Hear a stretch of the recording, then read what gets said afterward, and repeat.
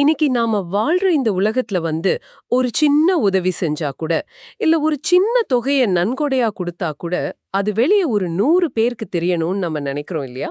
ஆமா, கண்டிப்பா. மருத்துவமனைகளா இருக்கட்டும், இல்ல பள்ளிக்கூடங்களா இருக்கட்டும். ஏன் கோயில் சுவர்கள்ல கூட நன்கொடையாளர்கள் பேர் கல்வெட்டுகளா இருக்கிறத நம்ம தினமும் பார்க்கிறோம். நம்ம செய்யற ஒரு நல்ல விஷயத்துக்கு நம்ம அடையாளம் அங்க நிரந்தரமா நிலைச்சு நிக்கணும்னு நம்ம மனம் ஏங்குறது ஒரு இயல்பான விஷயமா மாறிடுச்சு.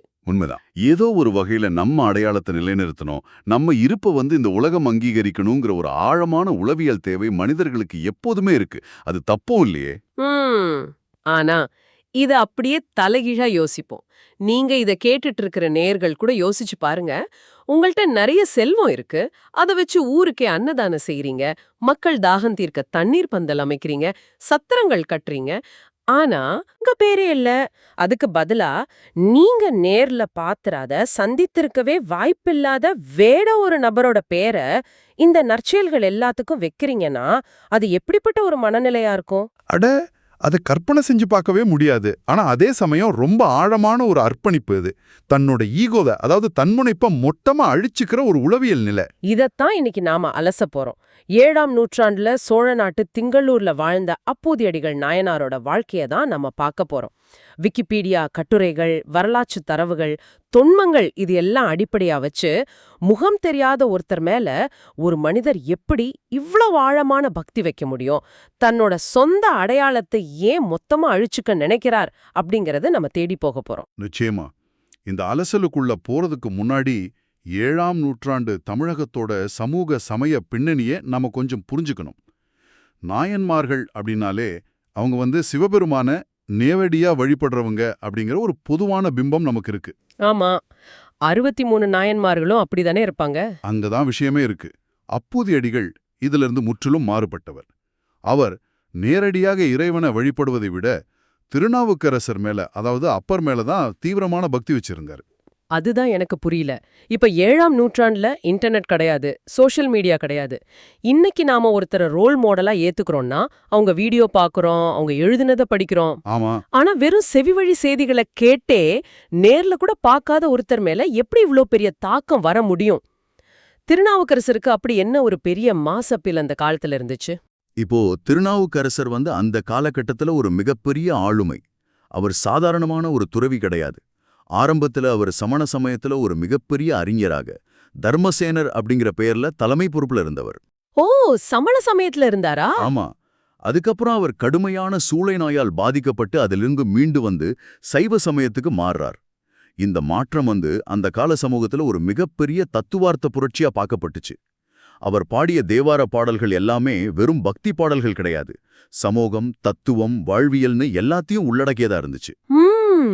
அப்போ திருநாவுக்கரசர் மேல அப்பூதியடிகளுக்கு இருந்த பக்தி வெறும் தனிநபர் வழிபாடு கிடையாது, அவர் முன்னெடுத்த அந்த கருத்தியல் மேல, அந்த தத்துவத்தின் மேல வந்த ஈர்ப்புன்னு சொல்லலாமா? சரியா சொன்னீங்க. அந்த கருத்தியல் ஈர்ப்பு ஒரு கட்டத்துல பக்தியா மாறுது. அதனாலதான் அப்பூதியடிகள் தான் செய்யற அத்தனை தர்ம காரியங்களுக்கும், அதாவது மக்கள் உணவு அருந்தும் கூடம், பயணிகள் தங்கும் சத்திரம், தண்ணீர் பந்தல்னு எல்லாத்துக்கும் திருநாவுக்கரசர் அப்படிங்கிற பேரை வைக்கிறார். இதை நான் இப்படி புரிஞ்சுக்கிறேன். இன்னைக்கு நவீன உலகத்துல ஓபன் சோர்ஸ் சாஃப்ட்வேர் உருவாக்குறவங்கள நம்ம பார்க்கறோம். உலகத்துல இருக்கிற அத்தனை பேரும் பயன்படுத்துற மாதிரியான மிகப்பெரிய டிஜிட்டல் கட்டமைப்புகளை அவங்க இலவசமா உருவாக்குவாங்க. ஆனா அதுல அவங்க பேர் இருக்காது. ஆமா. தனிப்பட்ட பெருமையை விட அவங்க நம்புற இந்த தத்துவமும் மக்களுக்கு போய் சேர வேண்டிய பலனும் தான் முக்கியம்னு நினைப்பாங்க. கிட்டத்தட்ட அதே மாதிரி ஒரு அர்ப்பணிப்பு தான் அப்பூதியடிகள் செஞ்சது. ஆனா இங்க அவர் இன்னொருத்தர் பேரையே தன் அடையாளமா மாத்திக்கிறாரு. இந்த இடத்துல தான் சைவ சித்தாந்தத்தோட மிக முக்கியமான ஒரு தத்துவத்தை நாம விவாதிக்கணும். இறைவரோ தொண்டருள் ஒடுக்கம் அப்படிங்கிற ஒரு ஆழமான கருத்தாக்கம் இருக்கு. இறைவரோ தொண்டருள் ஒடுக்கம் அப்படின்னா, அதாவது இறைவன் என்பவன் அவனுடைய தொண்டர்களுக்குள் அடங்கி இருக்கிறான் அப்படிங்கறதா அதோட அர்த்தம். மத கட்டமைப்புகள்ல எப்போதுமே கடவுள், அவருக்கு கீழே அரசன், அவருக்கு கீழே மனிதர்கள்னு ஒரு படிநிலை இருக்கும். ஆமா, ஒரு ஹயரார்கி இருக்கும். ஆனா இறைவரோ தொண்டருள் ஒடுக்கம் அப்படிங்கிறது இந்த அமைப்பையே உடைக்குது. கடவுளை போய் நேரடியா அடையறதை விட சமூகத்துக்காக, சக மனிதர்களுக்காக தொண்டு செய்யும் ஒரு அடியாரை வழிபடுவதுதான் ஆகச் சிறந்த அறம்னு இந்த தத்துவம் சொல்லுது. அதத்தான் அப்பூதியடிகள் செஞ்சார். அந்த தத்துவ பின்புலம் கேட்கும்போது அவர் ஏன் தன் அடையாளத்தை மறைச்சுக்கிட்டாருன்னு கொஞ்சம் புரிய வருது. ஆனா இவ்ளோ பெரிய சாம்ராஜ்யத்தை வேற ஒருத்தர் பேர்ல அமைதியா நடத்திட்டு இருக்காரு. ஒரு கட்டத்துல தாம் மானசீகமா ஏத்துக்கிட்ட அந்த ஹீரோவையே நேர்ல சந்திக்கிற ஒரு தருணம் உருவாகுது இல்லையா? அந்த சந்திப்பு எப்படி நடந்துச்சு? அது வரலாற்றுல ரொம்ப சுவாரஸ்யமான ஒரு பதிவு. திருநாவுக்கரசர் பல ஊர்களுக்கு பயணம் செய்துட்டு திங்களூருக்கு வர்றார். ஊருக்குள்ள நுழைஞ்ச உடனே அவருக்கு ஒரு பெரிய அதிர்ச்சி காத்திருக்கு. என்ன அதிர்ச்சி! எங்க திரும்பினாலும் திருநாவுக்கரசர் தண்ணீர் பந்தல், திருநாவுக்கரசர் தர்மசத்திரம்னு அவர் பேரே எல்லா இடத்துலயும் இருக்கு. அட, இதை யோசிச்சு பார்க்கவே ரொம்ப தர்ம சங்கடமா ஒரு விதமான ஆக்வர்டான தருணமா இருந்திருக்கும்ல. நம்மளுக்கே தெரியாம ஊர் முழுக்க நம்ம பேர்ல அறக்கட்டளை நடக்குதுன்னு பார்த்தா யாரா இருந்தாலும் அதிர்ச்சி ஆகுவாங்க. அதான் நடக்குது. இதை யார் செய்யறதுன்னு ஊர் மக்கள் கிட்ட விசாரிச்சுட்டு நேரா அப்பூதி அடிகள் வீட்டுக்கே போறார் அப்பர். நேர்லயே போயிட்டாரா? ஆமா, வீட்டுக்கு வெளியே வந்த அப்பூதி அடிகளுக்கு வந்திருக்கிறது திருநாவுக்கரசர் தான்னு தெரியாது. அப்பர் ரொம்ப யதார்த்தமா, ஐயா, நீங்க செய்யற அந்த தர்ம செயல்களுக்கு உங்க பேரை வைக்காம வேற ஒருத்தரோட பேரை ஏன் வைக்கிறீங்க அப்படின்னு கேக்குறார். ஒரு நிமிஷம். இந்த இடத்துல அப்பூதி அடிகளின் மனநிலைய கொஞ்சம் யோசிச்சு பாருங்க. தான் வாழ்நாள் எல்லாம் தெய்வமா கொண்டாடுற ஒருத்தரை முகம் தெரியாத ஒரு பெரியவர் வந்து வேற ஒருத்தர்னு சாதாரணமா சொல்லும்போது அவருக்கு கோபம் வராதா? அதான் நடந்தது. அப்பூதி அடிகளுக்கு கடுமையான கோபம் வருது. என்னது வேற ஒருத்தரா, அவர் சாதாரண மனிதர் கிடையாது அப்படின்னு ஆரம்பிச்சு திருநாவுக்கரசரின் பெருமைகளை, அவர் செய்த சிவத்தொண்டுகளே வந்திருக்கிறத அவர்தான் தெரியாமலேயே அவர் முகத்துக்கு நேரா உணர்ச்சிவசப்பட்டு பேசி தள்ளுறார் அப்பூதி அடிகள். இந்த இடத்துல அப்பர் தன்னை எப்படி வெளிப்படுத்திக்கிட்டார் அப்படிங்கறதான் எனக்கு ரொம்ப ஆச்சரியமா இருக்கு. நான் தான் ஏன் அந்த திருநாவுக்கரசர்னு அவர் எந்த பந்தாவும் பண்ணல, எந்த இடத்துலயும் ஒரு பெருமிதமோ ஈகோவோ அதற்கு வரல. அதுதான் அந்த ரெண்டு ஆளுமைகளோட பக்குவம். அப்பர் ரொம்ப அமைதியா, நீங்க சொல்ற அந்த பெருமைகளுக்கெல்லாம் தகுதியானவனான்னு எனக்கு தெரியல, ஆனா சிவபெருமானால் ஆட்கொள்ளப்பட்ட அந்த சாதாரண அடியவன் நான் தான் அப்படின்னு ரொம்ப தனிவா தன்னை அறிமுகப்படுத்திக்கிறார். Oh my God! இத கேட்ட உடனே அப்பூதி அடிகளுக்கு உலகமே உறைஞ்சு போயிருக்கும். ஆமா, அவர் அடைந்த அந்த எல்லையற்ற மகிழ்ச்சிய வார்த்தைகளால சொல்ல முடியல. தான் இத்தனை காலம் செஞ்ச தவத்துக்கு பலன் கிடைச்ச மாதிரி நெகிழ்ந்து போறார். உடனே தன் குடும்பத்தினர் எல்லாரையும் கூப்பிட்டு அப்பரோட பாதங்கள்ல விழச் செய்றார். அந்த எக்ஸைட்மெண்ட் புரியுது. அந்த உணர்ச்சி பெருக்கத்துல தன் மானசீக குருவுக்கு தன் கையால உணவு பரிமாறணும்னு அவரை விருந்துக்கு அழைக்கிறார். ஆனா இந்த உச்சக்கட்ட மகிழ்ச்சியில இருக்கிற அந்த வீடு அடுத்த சில மணி நேரங்கள்ல ஒரு மிகப்பெரிய கற்பனை பண்ண முடியாத துயரத்தை சந்திக்க போகுது. விருந்தினருக்கு சாப்பாடு போடுறதுக்காக தோட்டத்துல போய் வாழையில அறுத்து வர சொல்லி தம் மூத்த மகனை அனுப்புறார் அப்பூதி அடிகள். ஆமா, இலை அறுக்க போன அந்த சிறுவனை ஒரு கொடிய பாம்பு தீண்டிடுது. அவன் அங்கேயே சுருண்டு விழுந்து இறந்து போயிடுறான். இப்போ நாம இது ரொம்ப ஆழமா விவாதிக்கணும். ஒரு நிமிஷம் இருங்க. வீட்ல எவ்ளோ பெரிய விஐபி வந்திருந்தாலும் தனக்கு பிறந்த பிள்ளை தோட்டத்துல செத்து கிடக்கான் அப்படிங்கிற செய்தி வருது. ஒரு பெற்றோரா அந்த இடத்துல கதறி அழுறது தானே மனித இயல்பு. கண்டிப்பா அதுதான் இயல்பு.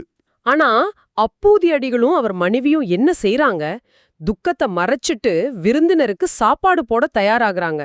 ஒரு நவீன கால மனிதனா, ஒரு பெற்றோரா எனக்கு இத துளியும் ஏத்துக்க முடியாத ஒரு விஷயமா இருக்கு. உங்க கோபம் புரியுது. பெற்ற பிள்ளையோட உயிரை விட வந்தவரோட பசி அவ்வளவு முக்கியமா?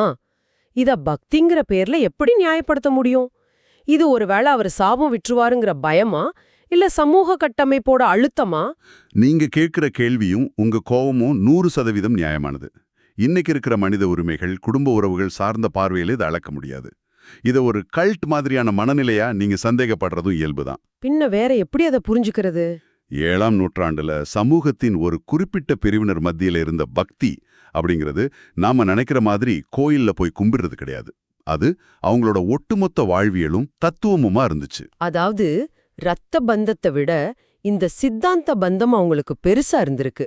அதே ஒரு சாரியாருக்கு சேவை செய்யறதுல எந்த ஒரு தடங்களும் வரக்கூடாதுங்கிறது அவங்களோட தலையாய கடமையா இருந்துச்சு. இந்த இடத்துல அவங்க பயத்தால இதை செய்யல. திருநாவுக்கரசர் சாபம் கொடுப்பார்னு அவங்க நினைக்கல. ஏன்னா அவர் அன்பின் வடிவமா அறியப்பட்டவர். அப்புறம் ஏன் அந்த துக்கத்தை மறைக்கணும்? அப்பூதியடிகளின் மனவிலை என்னன்னா, என் துயரம் என்னோடது, ஆனா என் கொள்கை, என் தர்மம் அப்படிங்கிறது ஒரு அடியாருக்கு சேவை செய்யறது. என் சொந்த துக்கத்துக்காக நான் நம்புன அந்த தர்மத்தை நான் கைவிட மாட்டேன் அப்படிங்கிற ஒரு உச்சக்கட்ட மன உறுதி தான் இது. ஒரு வகையில இத கேக்கும்போது ஒரு ராணுவ வீரர் தன் குடும்பத்துல ஒரு இழப்பு இருந்தாலும் நாட்டை பாதுகாக்கிற கடமைக்காக உணர்வுகளை முடக்கிக்கிட்டு போற மாதிரி இருக்கு. ஆனா இப்படிப்பட்ட ஒரு மரணத்தை எவ்வளோ நேரத்துக்கு மறைக்க முடியும்? திருநாவுக்கரசர் சாப்பாடு சாப்பிட உட்காரும்போது உண்மை வெளியே வந்துதானே ஆகணும். ஆஹா, அன்றுதான் அடுத்த திருப்பம் நடக்குது. அப்பர் தனியா சாப்பிட விரும்பல. இந்த குடும்பத்தோட அன்பை பார்த்து நெகிழ்ந்து போய் உங்க மூத்த மகனையும் கூப்பிடுங்க, அவனுக்கும் திருநீறு கொடுத்துட்டு ஒன்னாவே சாப்பிடலான்னு சொல்றார். இந்த இடத்துல அப்புதியடிகள் மாட்டிக்கிட்டார். எப்படி சமாளிக்கிறார் இத? அவர் ரொம்ப திக்கி திணறி அவன் இப்போ இங்க உதவான், அதாவது அவன் இப்போதைக்கு இங்க வர இயலாது அப்படின்னு மறைமுகமா சொல்றார். சமாளிக்க பாக்குறார். ஆமா, ஆனா அப்பர் விடுறதா இல்ல.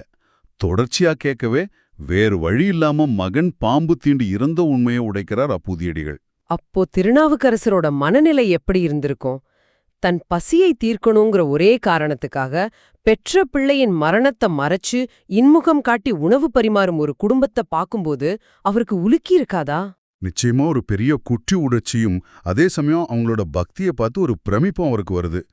அதிர்ச்சியில எழுந்தவர் உடனே இறந்த சிறுவனின் உடலை கோவிலுக்கு முன்னாடி கொண்டு வர சொல்றார். அப்புறம் என்ன ஆச்சு? இந்த துயரத்தை மாற்ற வேண்டி இறைவன் மேல ஒன்று கொள்ளலாம் அப்படின்னு தொடங்குற ஒரு பதிகத்தை பாடுகிறார். அதன் பின்னர் ஒரு பெரிய அற்புதம் நிகழுது. அந்த சிறுவன் தூங்கி எழுந்தவனைப் போல உயிர் பெற்று எழுகிறான். இப்போ இந்த அற்புதம் இத நான் அப்படியே ஒரு மேஜிக்கா ஏத்துக்க சொல்றீங்களா? நவீன உலகத்துல ஒரு அறிவியல் பார்வை கொண்ட மனிதர்கள் இத படிக்கும் பொழுது இதெல்லாம் நம்புற மாதிரியா இருக்கு அப்படிங்கிற கேள்வி வரும்ல. இதை நாம எப்படி புரிஞ்சுக்கிறது? இது ரொம்ப முக்கியமான கேள்வி. பண்டைய இலக்கியங்கள்ல, குறிப்பா இந்த மாதிரி பக்தி இலக்கியங்கள்லயும் தொன்மங்கள்லயும் எழுதப்பட்ட அற்புதங்களை நம்ம வெறும் மேஜிக்கா பார்க்கக்கூடாது. அப்படி பார்த்தா அதுல இருக்கிற தத்துவம் நமக்கு கிடைக்காம போயிடும். கொஞ்சம் விளக்கமா சொல்லுங்களேன். இந்த உயிர்ப்பித்தல் அப்படிங்கிற நிகழ்வு ஒரு இலக்கிய உத்தி. ஒரு மனிதனுடைய பக்தி அல்லது ஒரு தத்துவத்தின் மீதான அவனுடைய அர்ப்பணிப்பு அப்படிங்கிறது மரணத்தையே வெல்லக்கூடிய அளவுக்கான வலிமை கொண்டது அப்படிங்கிறத சமூகத்துக்கு உணர்த்த தொன்மங்கள் இந்த மாதிரியான உச்சகட்ட கதைகளை பயன்படுத்துகின்றன. ஓ, அதான் விஷயமா? ஆமா, பையன் உயிர்த்தெழுந்தான் அப்படிங்கிறது நீ எதன் மீதாவது கலப்படமில்லாத உண்மையான அர்ப்பணிப்போடு இருந்தால் உன்னை எந்த துயரமும் அழித்துவிட முடியாது அப்படிங்கிற தத்துவத்தின் குறியீடுதான். அருமை. இப்ப எனக்கு இது முழுமையா விளங்குது. அப்போதியடிகள் நாயனார் எந்த ஒரு பெரிய அற்புதமும் தான் கையால செய்யல. அவர் சிவனை பார்த்து பாடி முக்தி அடையல. அவர் செஞ்சதெல்லாம் ஒன்னே ஒண்ணுதான். கண்டிப்பா. அவர் ஒரு தொண்டர, அதாவது திருநாவுக்கரசரை மானசீகமாக கொண்டாடினார். அவரை நேசிச்சார். அவர் வழியில தொண்டு செஞ்சார். ஆனா அந்த ஒரு செயலுக்காகவே அவர் 63 நாயன்மார்கள்ல ஒருத்தரா உயர்ந்தார் அப்படிங்கிறது சாதாரண விஷயமே இல்ல. அதனாலதான் பெரிய புராணம் அவரை பற்றி குறிப்பிடும்போது திருநாவுக்கரசரின் திருப்பெயரை ஓதி சிவப்பேறு பெற்ற அந்தணர் அப்படின்னு பதிவு செய்யுது. கடவுளை நேரடியாக தேடி அலைவதை விட சக மனிதர்களுக்காக தன்னை அர்ப்பணித்த ஒருவரை தேடிப்போ, அதுவே உன்னை கடவுளிடம் கொண்டு சேர்க்கும் அப்படிங்கிற மிகப்பெரிய செய்தி அந்த வரலாறு நமக்கு விட்டு செல்லுது. இன்னைக்கு நாம பேசின இந்த அப்பூதியடிகள் நாயனாரோட பயணம் ஒரு மனித மனம் எந்த அளவுக்கு விரிவடைய முடியும் அப்படிங்கிறதுக்கான ஆகச்சிறந்த உதாரணம்.